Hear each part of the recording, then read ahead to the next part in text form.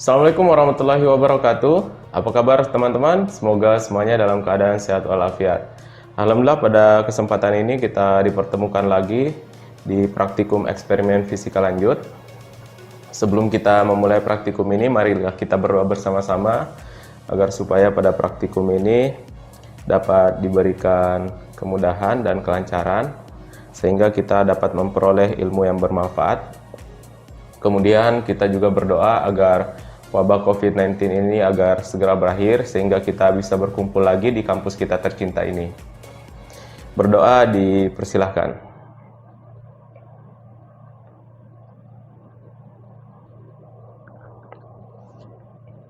Dapat diakhiri.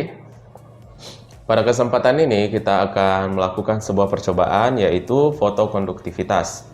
Tujuan dari percobaan kita pada kali ini yaitu menentukan sifat fotokonduktivitas dari bahan semikonduktor.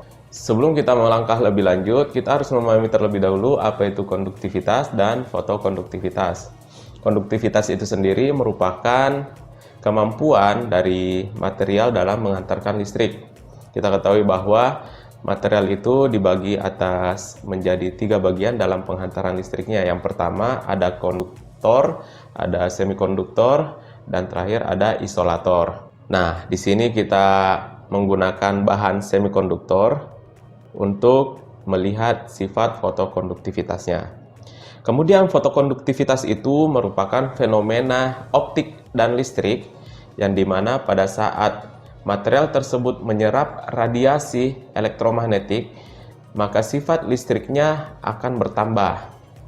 Selanjutnya saya akan memperkenalkan terlebih dahulu komponen apa saja yang akan kita gunakan pada percobaan kita kali ini.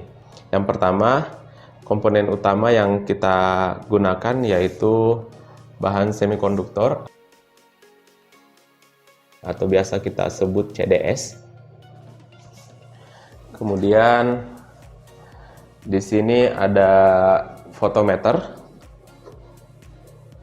Ya, fotometer ini berfungsi untuk mengukur berapa cahaya yang akan kita gunakan. Kemudian ada power supply. Ya, power supply ini berfungsi sebagai tegangan bias dan juga berfungsi sebagai inputan dari lampu yang akan kita gunakan. Selanjutnya kita membutuhkan sebuah rangkaian ya.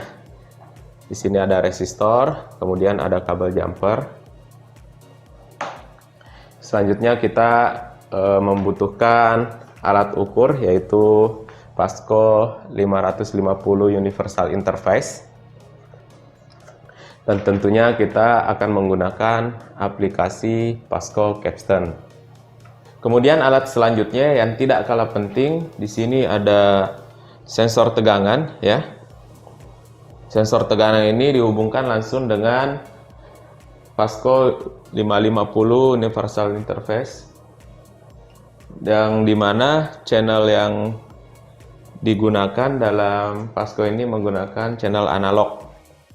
Sebenarnya untuk sensor tegangan di Pasco ini ada banyak jenisnya.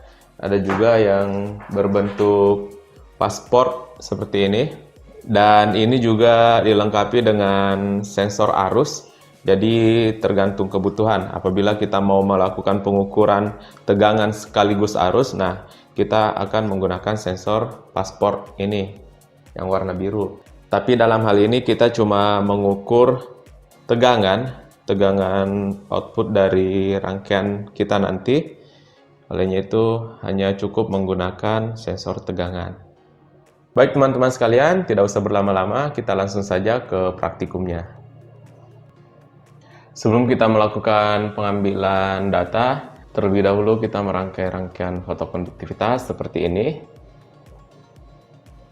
Nah, bisa dilihat di situ ada inputan dari power supply, kemudian ada juga resistor yang dirangkai seri. Kemudian kita mengukur tegangan dari resistor tersebut.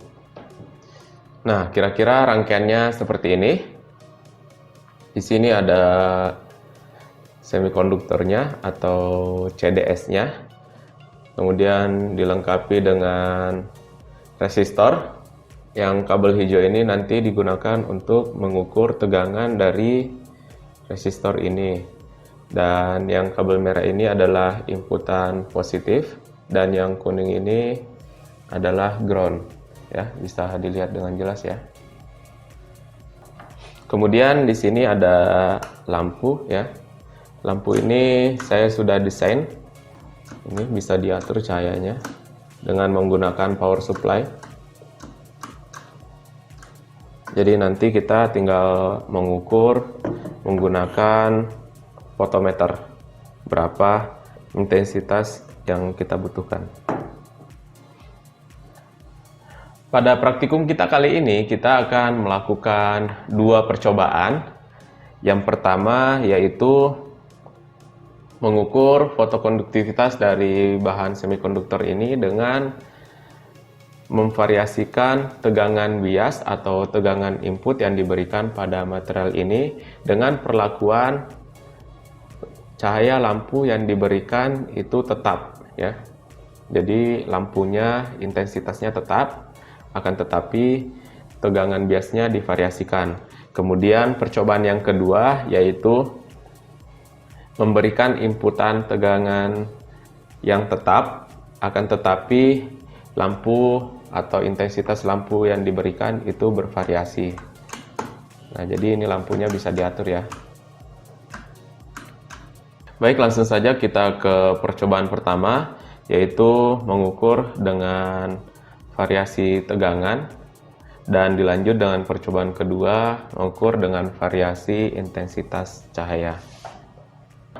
Sebelumnya kita mengukur dulu berapa intensitas yang akan kita gunakan. Di sini ada voltmeter ya. Kita zerokan dulu.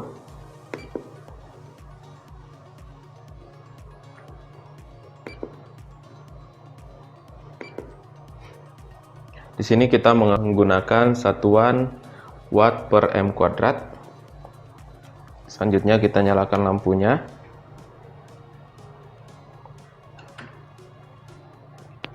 Di sini terbaca 5,15 watt per meter kuadrat ya. Selanjutnya kita pasang kabelnya ya, ground yang di kuning, kemudian positif itu di kabel yang merah.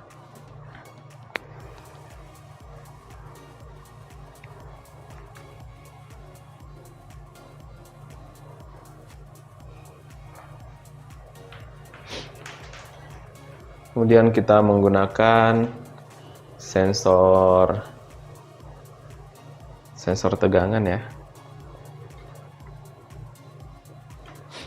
Positif yang dari ini CDS, kemudian yang negatif yang ground.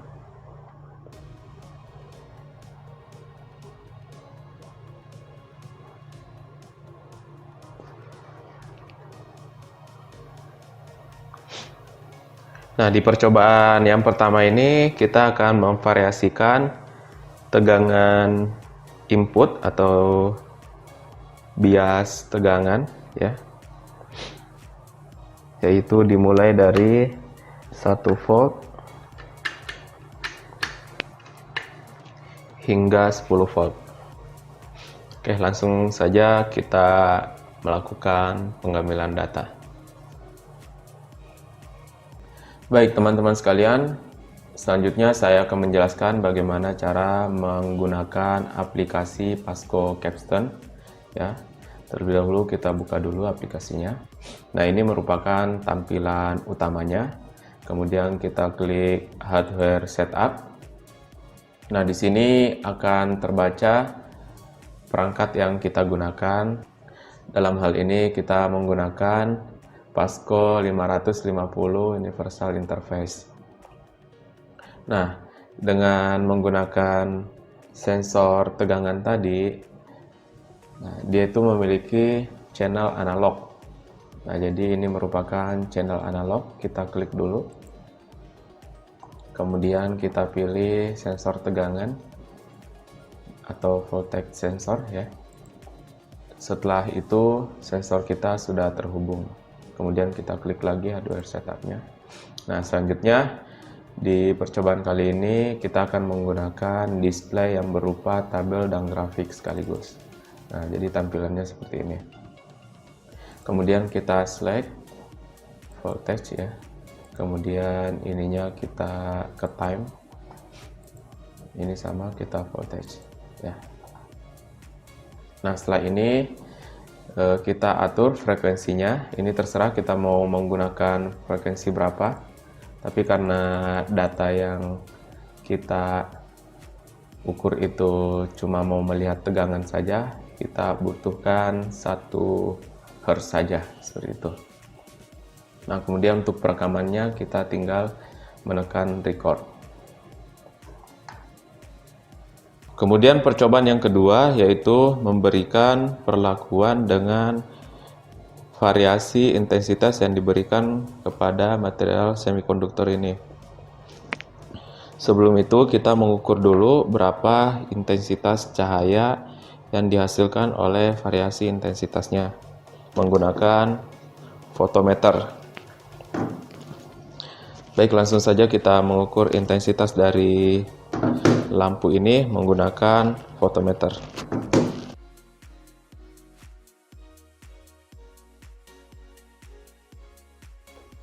Setelah kita mengukur intensitas dari lampu ini, langsung saja kita berikan tegangan ya, kabel positif yang merah, kemudian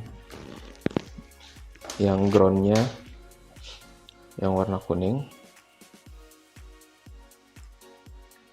Selanjutnya sensor tegangan resistornya yang hitam di kaki ground, kemudian yang merah di kaki CDS.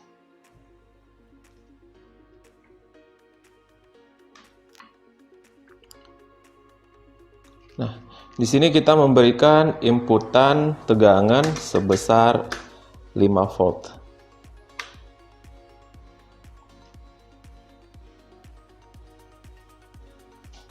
Dan mari kita melakukan pengambilan data.